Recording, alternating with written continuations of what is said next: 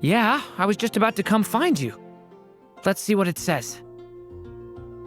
Now sprout to life the story's seeds, stirred by wind-borne melodies. Then on that breeze the music leaves, fading into distant memories. Seek the place where wind and tale entwine, and once there, make 3 riddles into verse, and 3 melodies into song. For in poetry and song will this story start to blossom.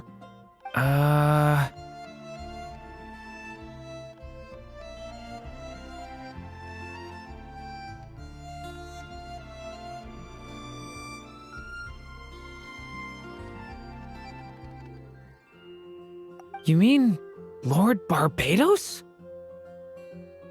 Albedo introduced us when I first arrived in Mondstadt. I mean, someone like me was bound to catch his eye sooner or later.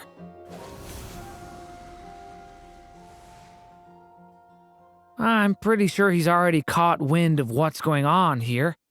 Why don't we just see where the wind takes us?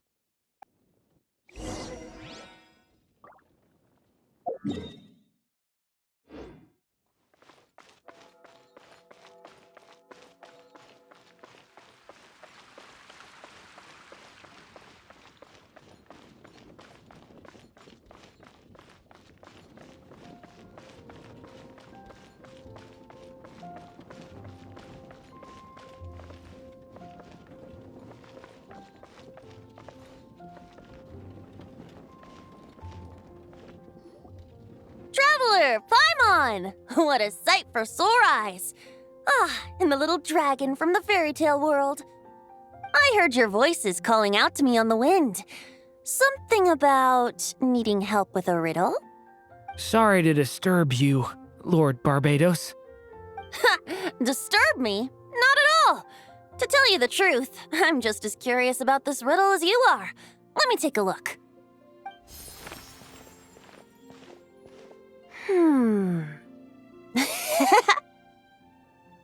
3 riddles and 3 melodies. That sure takes me back. The answer you seek lies hidden in memory. Long ago, those mages came to Mondstadt, seeking to test their strength against mine. But I replied, let us make music, not war, and resolve our conflicts through song. So I strummed my lyre and sang them this verse. O wind, welcome now, my guests. Pass through verdant leaves unseen, where shape your formless self may take, and offer up a graceful scene, a fleeting gift for welcome's sake. Leap at the edge of a sea of clouds, where land meets sky and sky meets ground. There frighten off the noisy crowds and bring my guests a calm profound. Fly beneath the stars up high, where mortal noise is swept aside, that my dear guests with starry eyes may share the dreams they hold inside. Now go to where I vowed to keep a quiet spot for them to sleep. No clash, no contest bars the way, just tea and mirth to fill the day. There you have it, the 3 melodies. As for the answers to those 3 riddles, I trust you can guess them by now. The woods, the edge of a cliff, and the sky? Correct! Funnily enough, your mother was also the first to solve it, all that time ago. There must be some kind of special rapport between those who write stories and those who sing them. I suppose the spot that answer points to is where you're headed next. You should know, after solving my riddle, the mages even accepted my proposal and made that location their official meeting spot. And going by what your book is suggesting, once you found it, you might want to try playing the melody I just shared with you. Thanks for the help, Lord Barbados. Still got questions for me, huh? Yeah, you must have read countless tales in your time, being a wandering bard and all. In your experience, why might an author consider a story unfinished? Unfinished? Well, I guess if there's something left to accomplish in the story, or, if the last line goes, "To be continued." Huh? In all seriousness, I would think the answer to that question lies in your mother's story itself. It's not my place to pry any further. All right then, we should get going.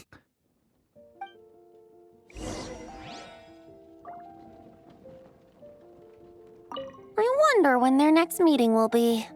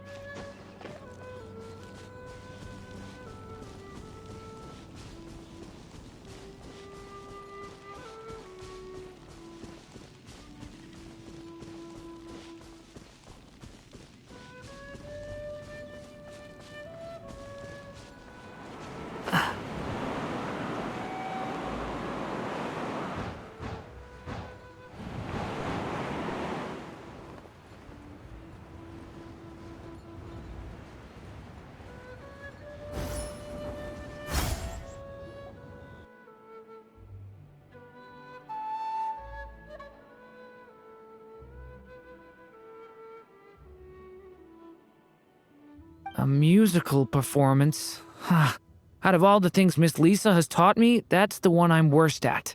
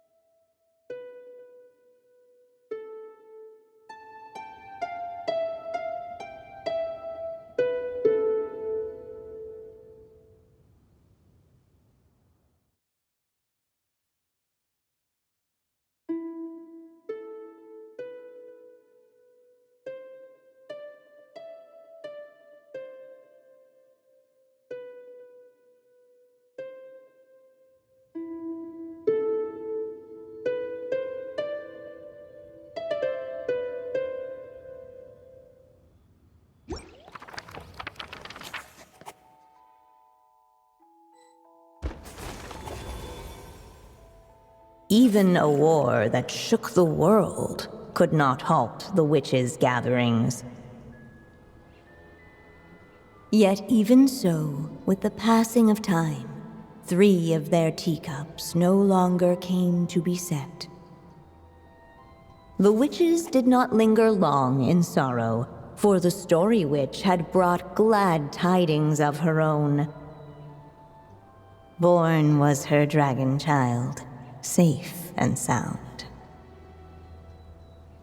Her fellow witches offered up their blessings, eagerly debating how to celebrate the child's birth.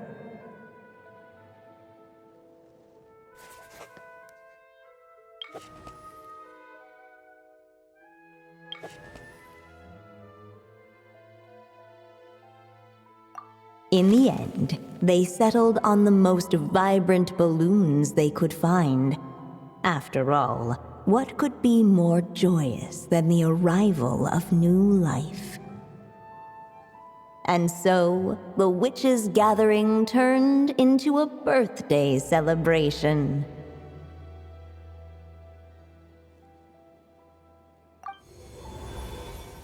As if from nowhere, new guests appeared at the witches' table.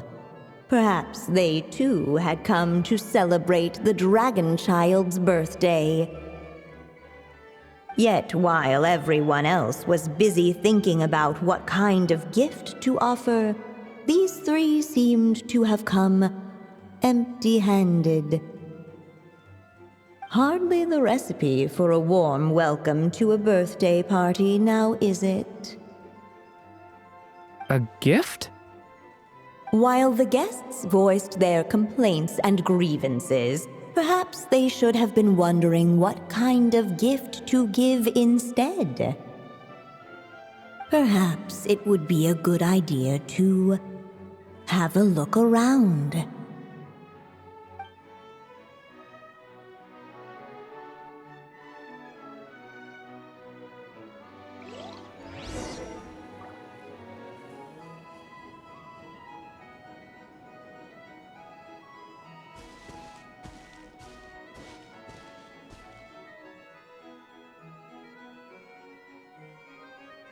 At last, the guests found something to give the dragon child. Still, the guests wondered, what kind of gift might the little dragon really want? Should they put a warrior's sword in his hand and send him out on an unstoppable quest to save the world? Or perhaps a wandering hero's slingshot and the promise of a life of endless, uncharted adventure. Or maybe even a scholar's tome and the chance to take on all the world's unsolved mysteries. You want me to choose? Wow, this feels kinda special. For as long as I can remember, I've spent most of my time living in the stories my mother created. I always thought my mother had everything written out for me already, just like the toy figures in Constellation Metropole. What I wanted to do with my own future. That's something I've never really thought about. What did I want back then? This is the first time I've ever asked myself that question. Then let me give it some thought.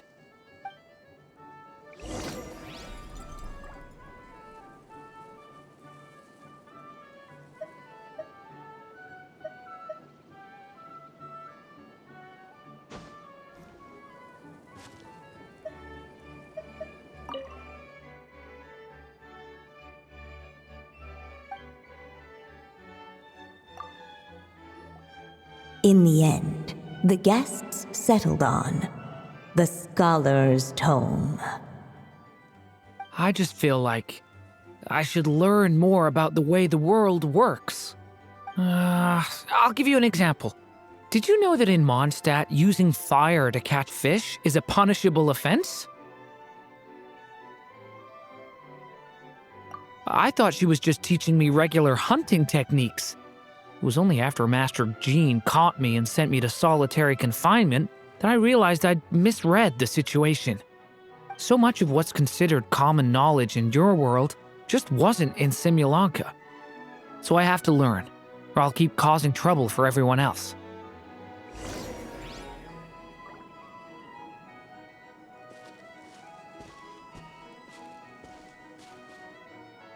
Hello there. Brought a gift this time. The newly arrived guest presented his gift, wishing the little dragon a future as a wise and accomplished scholar. Accepting the guest's blessing, the story witch invited him and his friends to take their place around the table. Finally, she could introduce them all to her dragon child, telling all in attendance about the moment of his hatching, and of course, the name he'd been given. It was then that the seer witch, diviner of the stars, withdrew her gaze from the heavens and turned a sorrowful glance upon the little dragon. You gave him the same name as that evil dragon? That's right. But the life I intend for him shall be very different. What folly to love so blindly. For as you must know, a name is the mirror of destiny itself. He who bears an evil dragon's name must also inherit the fate of its previous owner. His fate has been foretold. Then I'll rewrite it. The witches at the table fell silent, for they knew the seer witch's words had never once proven wrong.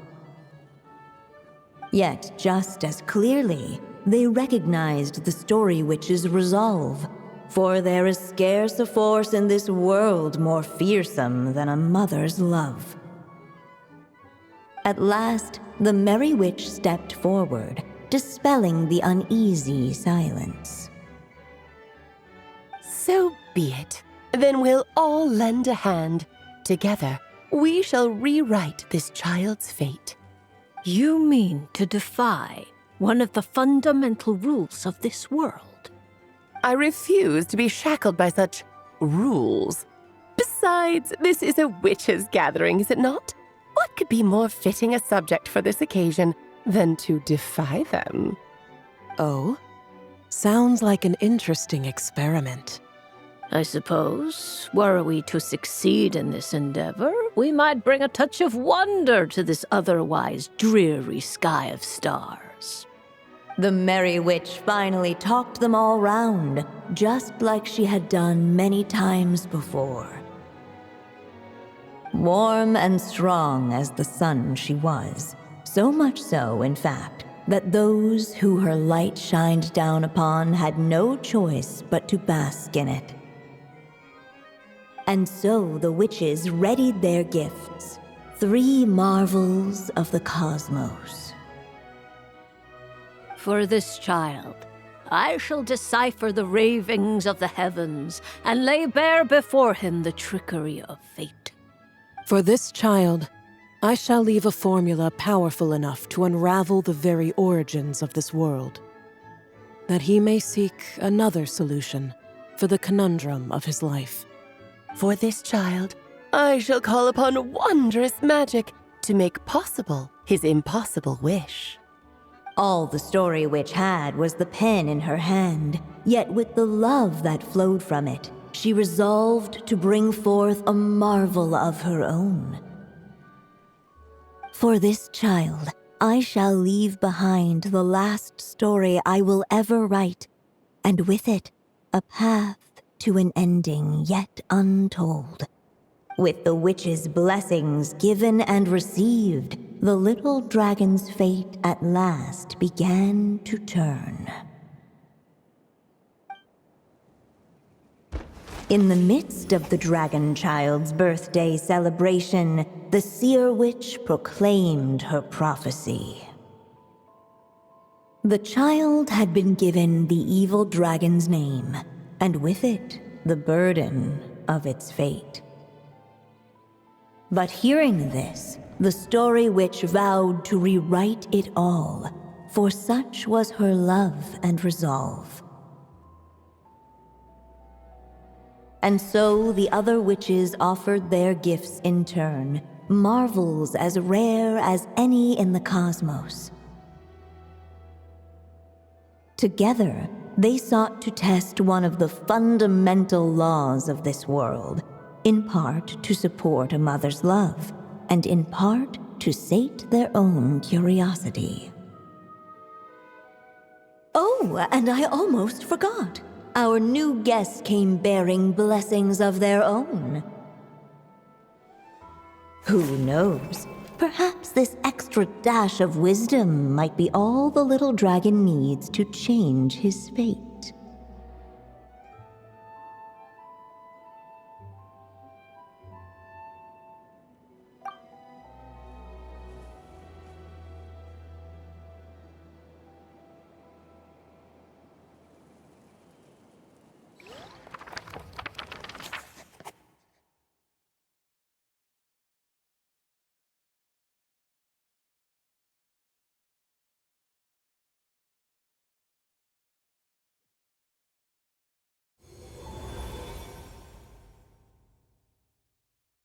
The evil dragon's fate.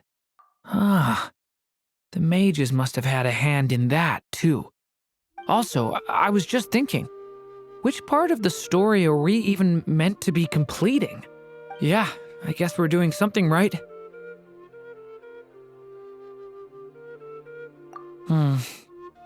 Maybe I'm overthinking things. It's just, this is my mother's final wish, so I don't want to mess it up. Anyway, thanks for all your help. I'll let you know as soon as the book reveals a hint about the next chapter.